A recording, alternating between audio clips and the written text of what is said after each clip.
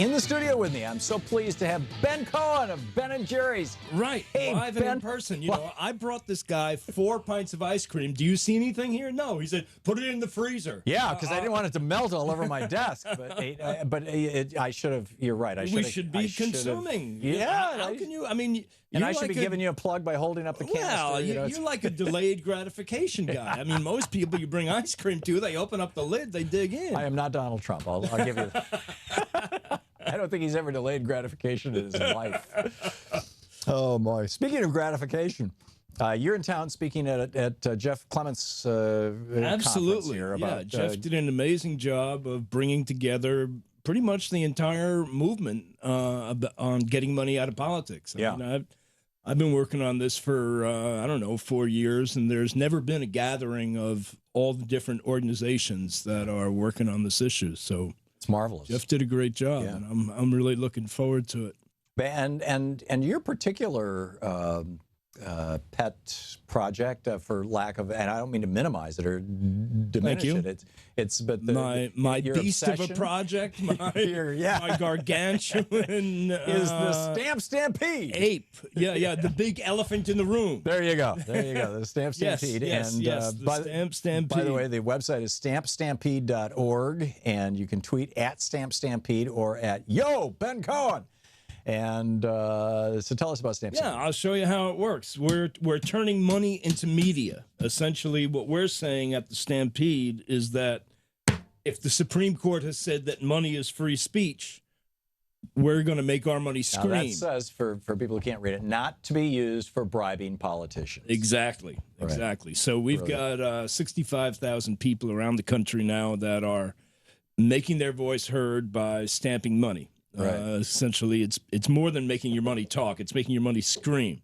And this, just for the scolds who are going to call me and say, "Wait a minute, defacing currency is a federal crime." No, you've looked into this. You had a lawyer check it out. Looked into it. Had a bunch of lawyers look at it. Yeah, it's totally legal. You know, we were all brought up to hear, you know, it's illegal to deface currency, but if you look at the details of the law, they define defacing currency as gluing it together or stapling it or punching holes in it or cutting it or totally obliterating it or changing the denomination so that it's no longer usable as money. Yeah. But obviously that's not the case with us. And, you know, I've been doing this very publicly for 4 years, and I'm still not behind bars. Wow. Well, that's a good sign. That's a good thing. Although you got close to that with the climate thing here. Didn't you come to town and get arrested? I was here. There was over 1,000 people who came to D.C. and did civil disobedience to get money out of politics. We were at the Capitol, and well, that was the money out of politics. That's correct. I thought that was Bill McKibben's climate thing. This is a separate one. No, absolutely. Yeah, because, you know, I mean, there's probably, well, there's at least as many people in the country that are totally fed up and want to get money out of politics as there are climate guys. As a matter of fact, there's probably more. Well, and we can't do anything about, well, I shouldn't say we can't do anything about climate, but the big changes, the big steps that need to be taken in climate change are not happening simply because you've got a bunch of Republicans, by and large, who are scared to death that if they offend the Koch brothers or ExxonMobil or any of the other fossil fuel interests, that they will be primaried and they will lose their job. You know, I hate to say this, but it's across the board. It's Democrats and Republicans together that are all in the pocket of the corporations, and that's not the all reason. of them. I don't think you'd say that of Bernie, would you? Right. Not all of them, with very few exceptions. They're all participating in a scheme that John McCain calls legalized bribery. Right. And so Jimmy Carter called it that on this program. And the only way we're going to get any of those environmental laws passed is to get money out of politics. That's why Greenpeace and the Sierra Club, Friends of the Earth, are all jumping on the get money out of politics bandwagon because, you know, they've been knocking their heads against it. Our republic has been corrupted by this doctrine that unlimited money in politics is First Amendment protected free speech and that corporations are 14th Amendment protected persons, both of which were not passed by any legislature, were never signed by any president. These were both inventions of an out-of-control Supreme Court, which is a whole other separate rant. But the principal way to restrain them, you know, other than changing the makeup of the court, which hopefully will happen soon. The principal way to restrain them is to pass a constitutional amendment saying money is not speech and corporations are not people. That's exactly right. It's really and so straightforward that's stuff. what this movement is about, and it's really catching fire. This is the first presidential election where the issue of money in politics has been a major part of the agenda and what the presidential candidates have been talking about, where virtually all the presidential candidates on the Democratic side have said, yes, I'm in favor of an amendment to get money out of politics. And there's a lot of Republicans who are also, they won't come on my program to talk about it. It's funny. Two Republican members of Congress have told me at like cocktail party kind of things, I am totally in favor of this. I am sick and tired of spending 4 hours a day begging rich people for money. It makes my life miserable. It makes my job miserable, but I can't say it out loud. Yeah, it's kind of amazing. I mean, the only Republican I think that's been public about it has been Walter Jones. Yeah. And but when you poll the population, Democrats, Republicans, Independents, it's all pretty equal. Everybody's horrified about by it. And 85% of the country wants to get money out of politics. Yeah. And I think that if a serious constitutional amendment comes forward, that there's going to be a lot of Republican support for it if they could just do it quickly, before they. Yeah, well, already 17 states have passed resolutions or ballot initiatives in favor of the amendment. 700 municipalities have, and this November on the ballot is 2 more states, California and Washington, to vote in favor of Washington State.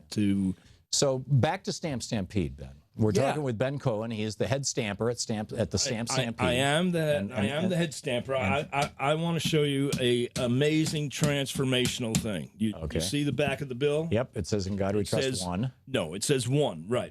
Well, it also says "In God We Trust." It's 2. If I take this stamp and put it over it, now what does it say? Stamp money out of politics. There you go. That's so cool. It adds an M and a Y. That's right. The 1. That's right. Absolutely. That's incredible. I'm sorry. Thanks to our friends that represent us. They came up with this stamp. That is brilliant. So if somebody wants to become a Stamp Stampeder, they go to stampstampede.org and they get themselves a stamp. Right. It's a nonprofit organization. Nobody's making any money on this. And the wonderful thing now is that we're just introducing Stampede 2.0. And now when you get a stamp, it's personalized. So you get your own 4-digit character ID, your own unique ID that goes right on the stamp. So when you stamp a bill, it includes your unique stamp, and there's a website, and people are finding these bills and they report them on our website, and then you find out in real time that somebody in Minneapolis just found the bill that you stamped here in D.C. and it's kind of cool. It's fun, and then you get entered into this leaderboard of who can get the most bills reported, stamp bills reported. And this sounds like for somebody who's retired or not working at just go down to the bank every day and take $100 bill. Well, and retired convert it into ones. or like a talk show host. You could be here just stamping your money while you're yakking. There you go, Ben Cohen. It's brilliant stuff. What's next? Well, I want to talk about the other facet of Stampede 2.0, which is that. When I was here in D.C. getting arrested to get money out of politics, the most beautiful thing about it is that it was a multiracial group of people.